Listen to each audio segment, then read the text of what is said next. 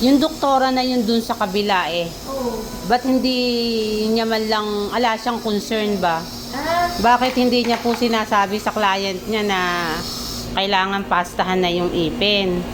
Di sana po. nakausap niyo ba? O siya lang po pumupunta? Siya lang po kasi ang pumunta. Eh hindi ko po alam na maraming pastahin nung chinek nyo lang dito. Maganda po kasi walang ganito pag naka-brace. Dapat nung bago niya nilagyan ng brace, Opo.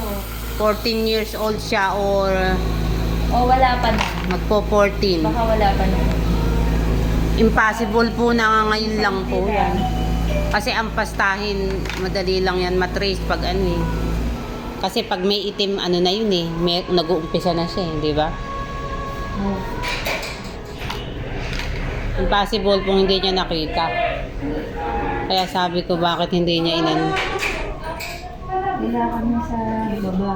Ang taas mo. Di po ba lahat naman ng dentist eh ganun? Che-checkin muna. Opo.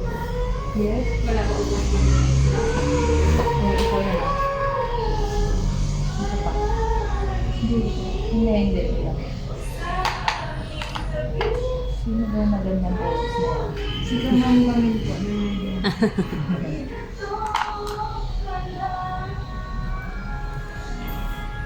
Sakto.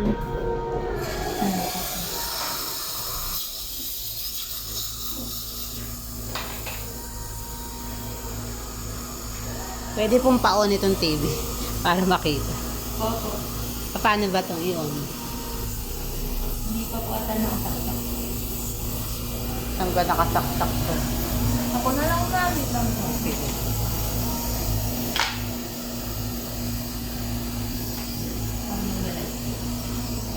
Ito po yan. Ayan po, nakasaksak na. Mag-ilang ka eh.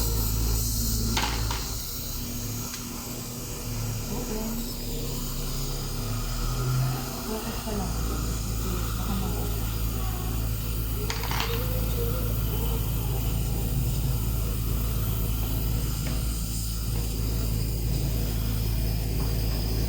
Kasi mahirap naman yung habang may retainer eh, ay habang may brace eh, nasisira po yung ipin. Kasi hindi naman po pinastahan, di ba? Paano pang ano yun? Kung wala nang i-brace, naubos na ipin.